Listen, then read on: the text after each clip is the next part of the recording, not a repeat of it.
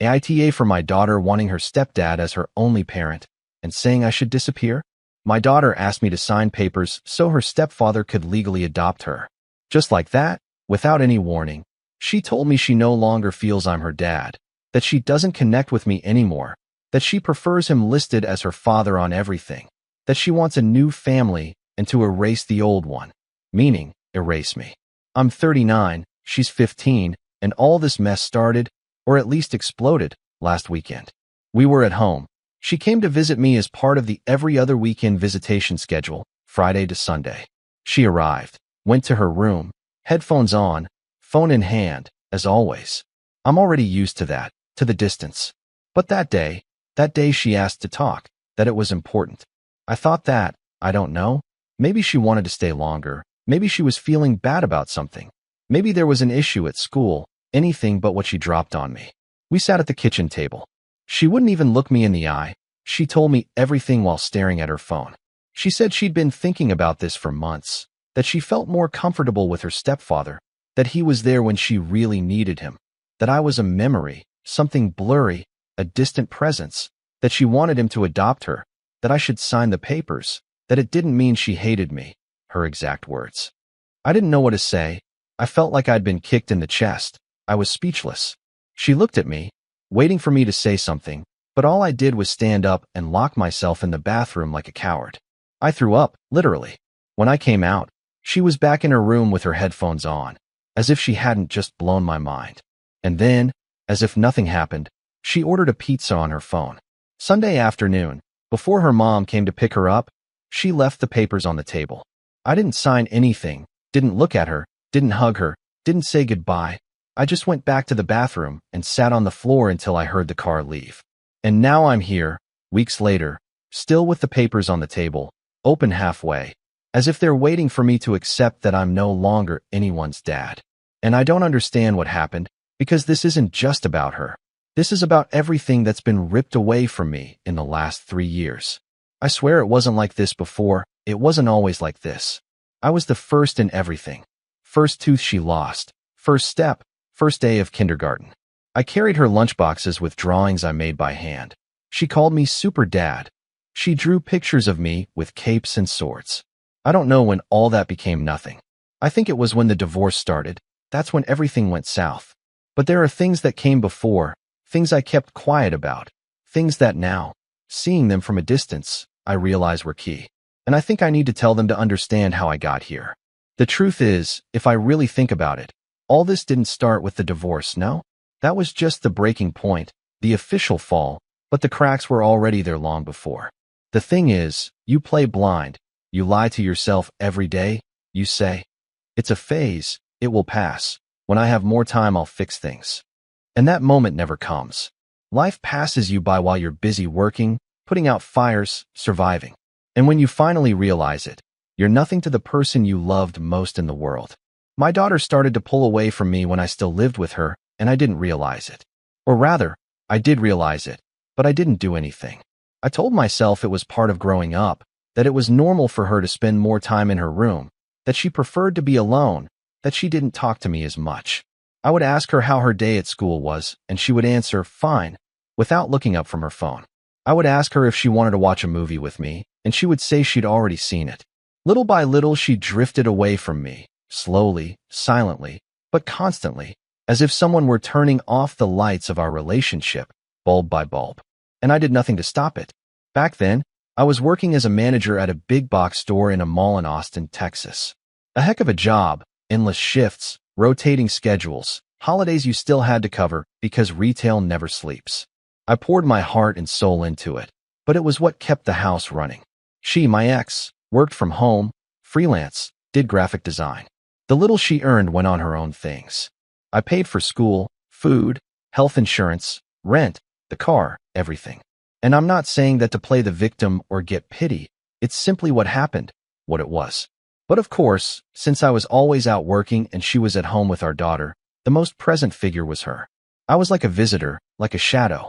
I'd arrive late, tired, worn out, and sometimes not even wanting to talk. And that's when I started to lose her, without realizing it. My ex started to criticize me for never being around, for missing school events, for never helping with homework, that she was a single mother with a ghost husband. And every time I tried to explain that I worked like a dog so they wouldn't want for anything, she would jump down my throat saying that was an excuse, that lost time can't be recovered, that my daughter was going to grow up without remembering me, that when I really wanted to get close it would be too late. And it was too late. I remember one big fight perfectly. It was about a month before she told me she wanted to separate. It was at night, a Thursday, I think. I was coming from a very long shift, more than 12 hours at the store because an employee didn't show up and I had to cover for him. Our daughter arrived asleep, and she was sitting on the couch with a look that already told me something was coming. She asked me why I didn't go to the talent show at school. I didn't even know there was an event. She told me that our daughter danced to a song, that the other parents were recording and taking pictures, and that our daughter looked for me while she danced, that she looked for her dad and didn't see me, that when the show was over she went to the bathroom to cry. And I didn't know what to say because I didn't have a good excuse. I was working, and even though it was true, it wasn't enough. It didn't matter. I was already losing. I had already lost, actually. A month later she dropped it on me. I don't want to do this anymore. I didn't argue. I didn't defend myself. I didn't say anything. I felt a strange relief, like when something hurts so much you can't even feel it anymore. I went to live with a friend while I looked for my own place. I thought it would be a temporary transition. I thought we'd be able to handle it like adults, but she had other plans. Custody was shared, but in practice it was 90% her, 10% me. Our daughter stayed in the same house, with her things, her room, her routine. I was the one who adapted, the one who picked her up every so often, the one who endured the awkward silences in the car, the one who received one-word answers. There was no transition. It was as if I had been expelled from her life overnight. And I didn't understand why, because I hadn't yelled, I hadn't been violent, I hadn't been unfaithful, nothing. I had only been physically absent because of work, and not even by choice. Then came the new guy, the stepfather. A guy she met at her new job. He worked at the same agency. Everything happened very fast. After a few months they were already dating. After 6 months they were living together. After 8 months our daughter was already calling him dad. My replacement father figure. And me? I became a nobody, a ghost with a last name. I don't know if she made a point of bad-mouthing me. I suppose so. I have no proof, but I sense it, because my daughter started to change her tone. It wasn't just indifference anymore. It was contempt, irony, coldness, as if I had done something unforgivable, something I didn't do. And now she's asking me to sign papers so this guy can legally adopt her, so I can officially stop being her father. That I resign, that I disappear. The worst part isn't that she asked me to give up my parental rights. The worst part is that I feel that, deep down, I already did that a long time ago, unintentionally, that I lost her little by little, and now all she's doing is making official something that already happens every day.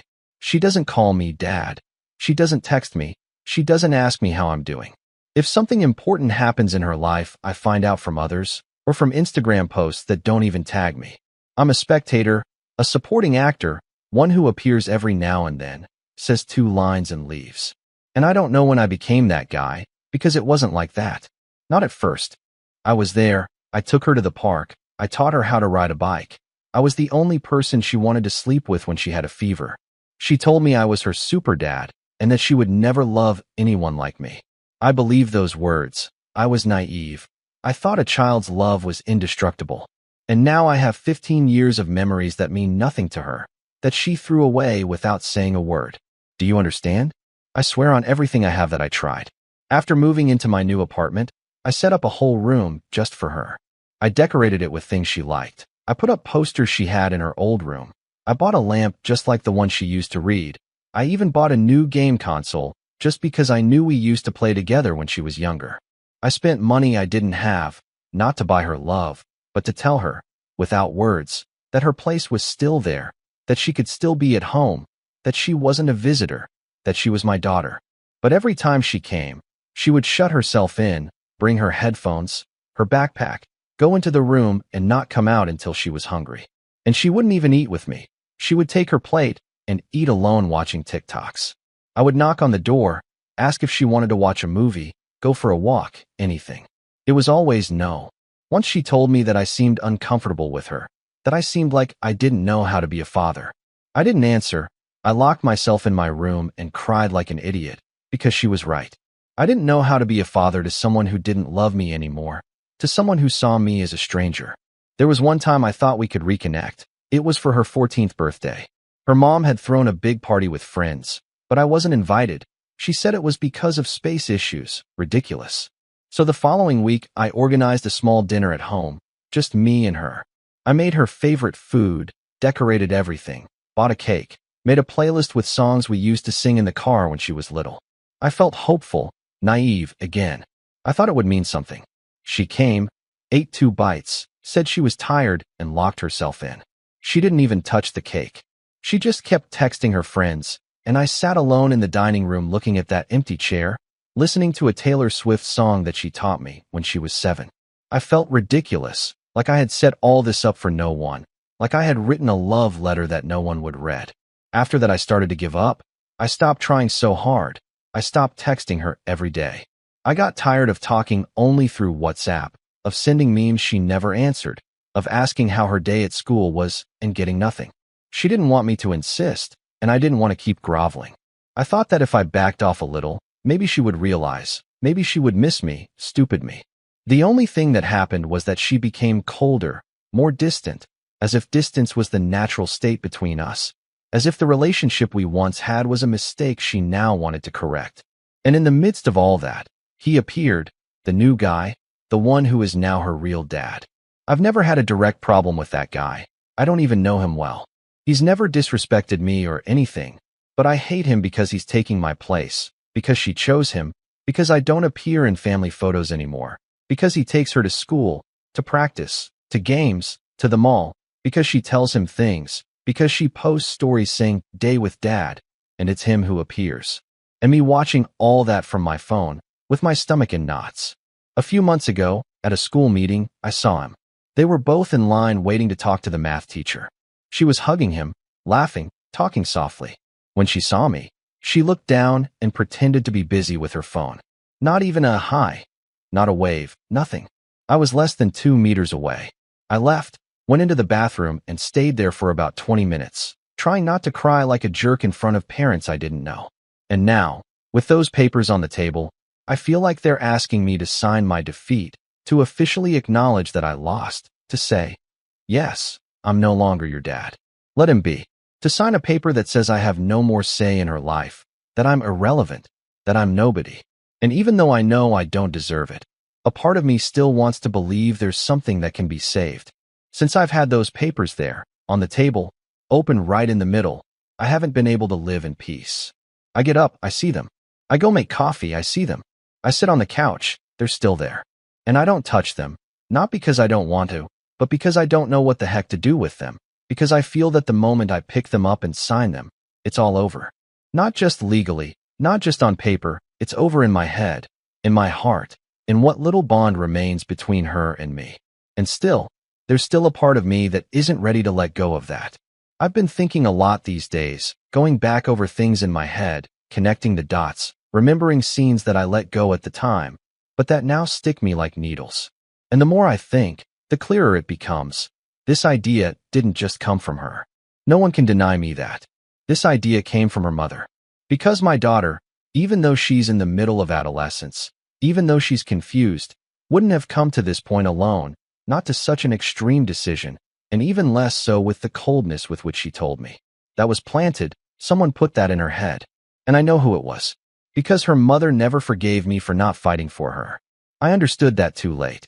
When she asked for the divorce, she expected me to cry, to beg, to tell her that I couldn't live without her. And I didn't. I just told her it was okay, that if it was what she wanted, I accepted it. And that hurt her more than any shouting. I know because afterwards she changed. She became cruel. She started to treat me with contempt, as if I had been a monster who abandoned her, as if she were the victim. And that's when it all became more murky. That's when the smear campaign began. After the divorce, when I tried to arrange to see our daughter, there were always excuses, that she was busy, that she had homework, that she had rehearsal, soccer, whatever. At first I believed her, then I understood. It wasn't that my daughter didn't have time, it was that they didn't want her to have time for me. That every moment that could have been mine was replaced by something else, something her mother decided. And on top of that, every time I managed to spend time with her, I noticed that she came loaded with anger, with things that didn't come from her. Phrases like, "You weren't there when mom needed you most," or "Mom had to do everything alone," or "You always think of yourself first." Those phrases didn't come from her head. Someone told her them. Someone repeated them so many times that she already assumed them to be true. And that person is her mother, my ex. I remember one time she came to my place, and we argued over something stupid, something with the phone. I don't remember exactly. But she ended up yelling at me that I was the one who ruined her family, that everything was wrong because of me, that I had never been a good father. I was stunned. I asked her where she got all that from, and she didn't answer. She just locked herself in. But at that moment, I understood that they weren't the words of a confused teenager. They were planted words, words chewed up by someone else. And now, with this adoption thing, I'm sure it was her mother's idea. Why did she ask me right after her last trip with them? They went to California, to Los Angeles, to the parks, to the beach. She posted pictures all the time, with him, with her mom. "My favorite family," one said. "The ones who are always there for me," said another. No mention of me. I watched it from my phone at home. Only she came back from that trip, colder than ever. And it was a few days later that she dropped the bomb about the papers. That's not a coincidence. And it's also not a coincidence that now, every time I ask her about it, she tells me she doesn't want to talk about it, that she's already decided that it's best for everyone. For everyone? Who put the idea in her head that erasing me is best for everyone? And if I have to be 100% honest, which is why I'm writing this, I'm starting to suspect that the relationship with her stepfather isn't as perfect as it seems. Because when we talk, even if it's not much, there are details that slip out, things that don't add up. One time she said he took her to practice, but then she said she went by Uber. Another time she said they had a family dinner, but when I asked her about something on the menu, she didn't even know what they had eaten. As if she were repeating a script, as if she had to tell a version of events. And that gave me chills. I don't know if I'm becoming paranoid. I don't know if I'm seeing things where there are none, but something doesn't add up, something smells fishy. And maybe I didn't say it before because I didn't want to look like the scorned father, but I don't care anymore. I'm fed up. And if this is going to end with me legally losing my daughter, I at least want to know the truth. I want to understand what the heck happened. How did a little girl who used to tell me, "Daddy, don't ever leave," now want me to sign my disappearance? I'm getting ready to talk to her, seriously. Not a lukewarm conversation, not brushing it off. No, I want to look her in the eye and ask her directly if this is what she wants, or if there's something more. If she's saying what she feels, or what others have told her she has to feel. Because I'm not signing anything without knowing. And I'm not going to stay quiet while someone else erases me from her story. 3 days have passed since I wrote the last part. I took that time because I needed to calm down, to think carefully, not to react on impulse, as I always do. But other things happened too. Things I didn't expect, things that left me worse. Or rather, they left me confused, because nothing about this is clear, nothing is black and white. Everything is gray and messed up. I decided to talk to her. I sent her a message, told her I needed to see her, that it was important, that it had nothing to do with the papers. I lied. That it was simply because I wanted to talk. She left me on read for 5 hours. Then she replied with a simple, "Okay." No punctuation, nothing else. We arranged to meet on Saturday afternoon. She told me she could stay for an hour at most, that she had things to do. And right then and there I felt like canceling everything. Because that phrase, "I have things to do," said by your own daughter when you ask her for an hour to talk, hurts more than any insult. I went anyway. I picked her up from her mother's house. She came out alone, with headphones on, no backpack, no coat, as if she didn't even care. She didn't greet me with a hug, not even a hi looking at my face. She sat in the car and started scrolling through her phone. I asked her if she wanted to stop and buy something. She said no. So we went straight home. The trip was pure silence. And the worst part is that I'm used to it. It doesn't even bother me anymore. It's like when you stop noticing an annoying noise because you live with it all day. Sometimes I think she doesn't even realize that we don't talk, that for her this is already the normal dynamic. A father who doesn't know what to say and a daughter who doesn't want to listen. When we arrived, she sat on the couch. She didn't ask anything, didn't look around, didn't care that I had changed the place, that I had put pictures of us on the table, that I had made an effort to make her feel comfortable. She just threw herself on the sofa, and continued with her phone. I sat in front of her and told her, point blank, that I needed to know the truth. That I needed to know if she really wanted me to sign those papers, or if someone had put that idea in her head. That I wasn't angry, that I wasn't going to yell at her. I just needed her to tell me what she really felt. That I was her father, that she at least owed me an honest conversation. That's when she looked at me for the first time. She looked me in the eyes, without a screen in between. And I didn't see anger, I didn't see hate. I saw sadness, tiredness, as if she were exhausted from having to defend a position she didn't even know if it was hers anymore. She told me she didn't know, just like that, straight up, that she wasn't sure about anything, that she was confused, that she felt like everything was a constant fight, that every time she talked to me it was a drama, that she also argued with her mom, that the stepfather wasn't bad, but he wasn't what he showed in the pictures either, that he was often absent, that he came home late, that they didn't talk much, that those photos they posted were because her mother asked her to. One for Instagram, she would say. Smile like you're happy. And she did it because it was easier than arguing. That's when my world came crashing down, because I understood everything. I understood that my daughter didn't hate me, at least not like I thought. She was trapped in a silent war between adults who say they want the best for her, but who only want to win, want to be right, have control, myself included. She told me that the idea of adoption had come up in a conversation with her mother, that she never proposed it, that her mom was the one who told her that maybe it was the best thing to close cycles, that it would be easier that way, that if I wasn't really an active part of her life anymore, it was best to legally close the chapter, and that if I really loved her, I would make that sacrifice for her. That signing was a sign of love. A sign of love, as if ceasing to be her father was proof of how much I care. What kind of sick mind does someone have to tell their daughter that? To make her believe that erasing her father is healing? That's when I asked her why she had asked me then. Why she dropped it on me as if it were a done deal. You know what she told me? That she was scared. That she thought that if I told her she didn't want that, I would get angry, or that I would distance myself further. That her mom had told her that I would react badly, that I would probably hate her. So, out of fear, she told me that way, like something decided, like something she wanted, when in reality she wasn't sure. I couldn't take it anymore. I broke down. I told her that I would never, ever stop being her father. That it doesn't matter what the papers, the judges, her mother, anyone says. That I was there when she took her first steps. That I carried her when she was sick. That I know every one of her quirks. Her made-up words from when she was little, her favorite songs. That doesn't get erased with a signature. That if she wanted space, I understood. If she wanted to leave, I accepted it. But not to ask me to disappear, because that, I couldn't give her that.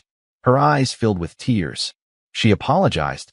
She told me she didn't know it had hurt me so much, that she was just trying to survive the chaos, that everyone expected something from her, that she felt that if she didn't choose a side, no one would be satisfied, that all she wanted was peace. And that's when I realized the mess we put her in, how we failed her, how we pushed her to make decisions she shouldn't be making, how we turned her into the battlefield of our divorce. And it made me sick. Of myself, of her mother, of everything. I told her I wasn't going to sign anything, but I wasn't going to force her to do anything either. That when she was ready we could talk more, or not. That the decision was hers, but that my love didn't depend on it. Since that hug, I haven't been able to stop thinking. Everything still hurts, but differently. As if something had shifted inside. As if a part of me that had been numb had suddenly started to wake up. I spent the night awake, sitting in the kitchen, looking at my phone, going through old photos, old messages, things I didn't even remember saving. Audio recordings from when she was little saying my name, laughing at nonsensical things, singing made-up songs. I felt like an idiot for having ignored them for so long, for having believed that all that no longer meant anything. But they're still there, just as I'm still here. The next morning, after that meeting, she sent me a short message, but clear. Thanks for listening to me yesterday. It did me good. I stared at it for several minutes. It wasn't much, but coming from her it was huge. Because my daughter never says those things, never thanks, never opens the door to an emotional conversation. And her telling me that made me feel, for a moment, that maybe what we did yesterday was important. But then, the low. Because that small hope came with a reminder, nothing is fixed. Her telling me she was confused doesn't mean everything is solved. Her hugging me doesn't erase 3 years of silence, distance, damage. There's still a person on the other side who keeps pulling the other way, her mother, who isn't going to sit idly by if she sees that her plan to erase me isn't working. And I wasn't wrong. 2 days after that, her mother called me. She hadn't spoken to me directly for months. We handled everything through messages, cold, legal, and personal. But now, suddenly, she calls me as if nothing happened, as if we were two civilized parents. She started with that fake polite voice, asking how I was, if our daughter had felt comfortable at my place. And then, without a filter, she dropped what she came to say.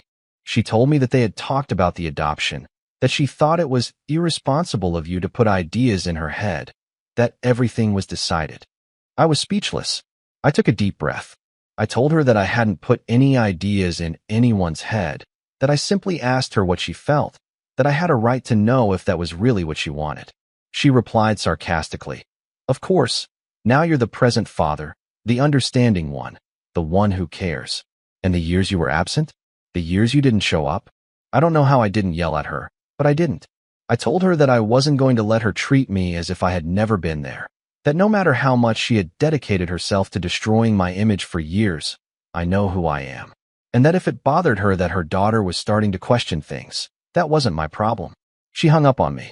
She said this wasn't going to stay like this, that she was going to talk to her lawyer, that she was going to do what was necessary so that I didn't continue confusing her. And that's when I realized something. It wasn't me who was threatened, it was her. Because, for the first time in years, my daughter was doubting her version. And that threw her off balance. She wasn't used to our daughter thinking for herself. She had always controlled the narrative. I was the bad guy, the one who abandoned, the one who was never there. And now it wasn't so clear anymore. After that call, I talked to a lawyer. Not because I want to fight for the sake of fighting, but because I can't stand idly by anymore. I told him everything from the beginning. I showed him the messages, the call logs, the testimonies I had. And he told me something I didn't expect. This can work in your favor. How? Because if my daughter testified that she was being pressured, that she didn't want to lose her bond with me, that she had been induced to ask for the adoption, the judge would not only reject the restraining order request, but could consider an adjustment of the visitation schedule. I never wanted that. I never wanted to get into a legal battle. But if they're pushing me to fight for the right to be in my daughter's life, then I'm going to do it. Not for revenge, not to win, for her. I talked to my daughter. I told her about the letter. I asked her if she wanted to talk to someone. The judge, a court psychologist, whoever. She said yes, without hesitation. She told me, "I'm tired of them speaking for me." And that's when I knew something had changed. That quiet girl who ignored me was gone. Now there was someone who was waking up, who was starting to see things for herself. We went to court together. Not on the same day, not in the same room, but we were there. I testified, so did she. She told the truth, that she had been confused, that she had felt pressured, that she didn't want to lose her bond with me, that she didn't want to be forced to choose between her mother and me, that she wanted the right to build a relationship with me in her own way, without interference. The judge didn't give a verdict that day, but it was clear that he wasn't going to allow her mother's request to proceed. And, more importantly, he ordered a family psychological evaluation, mediation for everyone, including her mother. That hit her like a bucket of cold water, because now she doesn't control the narrative anymore. Now she's going to have to explain why she pushed so hard, why she put her daughter in the middle, why she wanted to erase me as if I didn't exist. My daughter comes more often now. Not much, but enough. She stays for a while. Sometimes we eat something, watch a show, play on the console. She laughs. Not like before, but she laughs. She looks me in the eye, asks me things, listens to me. And most importantly, it no longer feels like a visit. It feels like she's coming back. I know there's still a long way to go. I know it's not going to be easy, that this isn't fixed with hugs or nice words, that there will be relapses, days of silence, confusion, wounds that haven't yet healed. But for the first time in years, I feel like I'm not alone in this, that I'm not the only one pushing on the side of love, that she's also making an effort to rebuild something that, by a hair, didn't break completely. I didn't sign those papers, and I'm not going to. Not because I'm clinging to a title, not because I want to be right, but because I'm still her dad. Even though I've been absent, even though I've failed, even though I've given up at times, I'm still her dad. After that talk at the coffee shop, a couple of weird weeks went by. Not good or bad. Weird. Like a kind of emotional limbo. She would text me every now and then. Sometimes she would send me a message with no real content, just to maintain the connection. A sticker, a photo of something she saw on the street. Look at this and nothing else. We didn't talk about feelings. We didn't go back over what we said. But I felt that she was there, that she hadn't completely closed herself off again. I also held back. I wanted to send her 1,000 things, but I stopped myself because I know that if I push too hard, she gets scared. Because that's how it works now. If I get too close, she pulls away. So I kept just the right distance. I showed that I'm here, but without invading. Like someone who leaves a light on the porch in case someone decides to come back. But while I was trying not to make waves, on the other side the hurricane broke loose. Her mom, my ex, I got a formal letter from her lawyer. A legal notification. Not about the adoption, that was stopped. It didn't go any further because I didn't sign, but about a request to restrict visitation. She claimed emotional confusion generated by the biological father, that I was interfering with my daughter's emotional stability, that I was manipulating her, that my actions were causing her stress. I read it 3 times. I couldn't believe it. They were accusing me of being toxic for having an honest conversation with my daughter, for listening to her, for not signing a darn piece of paper that made me disappear from her life. My blood was boiling, but I didn't react with anger, not this time. I went straight to my lawyer, told him everything from the beginning, showed him the messages, the call logs, the testimonies I had. And he told me something I didn't expect. This can work in your favor. How? Because if my daughter testified that she was being pressured, that she didn't want to lose her bond with me, that she had been induced to ask for the adoption, the judge would not only reject the restraining order request, but could consider an adjustment of the visitation schedule. I never wanted that. I never wanted to get into a legal battle, but if they are pushing me to fight for the right to be in my daughter's life, then I'm going to do it. Not for revenge, not to win, for her. I talked to my daughter. I told her about the letter. I asked her if she wanted to talk to someone. The judge, a court psychologist, whoever. She said yes without hesitation. She said, "I'm tired of them speaking for me." And that's when I knew something had changed. That quiet girl who ignored me was gone. Now there was someone who was waking up, who was starting to see things for herself. We went to court together. Not on the same day, not in the same room, but we were there. I testified, so did she. She told the truth, that she had been confused, that she had felt pressured, that she didn't want to lose her bond with me, that she didn't want to be forced to choose between her mother and me, that she wanted the right to build a relationship with me in her own way, without interference. The judge didn't give a verdict that day, but it was clear that he wasn't going to allow her mother's request to proceed. And, more importantly, he ordered a family psychological evaluation, mediation for everyone, including her mother.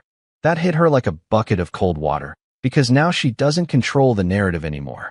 Now she's going to have to explain why she pushed so hard, why she put her daughter in the middle, why she wanted to erase me as if I didn't exist. My daughter comes more often now. Not much, but enough. She stays for a while. Sometimes we eat something, watch a show, play on the console. She laughs. Not like before, but she laughs. She looks me in the eye, asks me things, listens to me. And most importantly, it no longer feels like a visit. It feels like she's coming back. I know there's still a long way to go. I know it's not going to be easy, that this isn't fixed with hugs or nice words. That there will be relapses, days of silence, confusion, wounds that haven't yet healed. But, for the first time in years, I feel like I'm not alone in this, that I'm not the only one pushing on the side of love. That she's also making an effort to rebuild something that, by a hair, didn't break completely. I didn't sign those papers, and I'm not going to. Not because I'm clinging to a title, not because I want to be right, but because I'm still her dad. Even though I've been absent, even though I've failed, even though I've given up at times, I'm still her dad.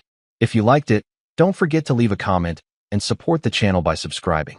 See you in the upcoming stories.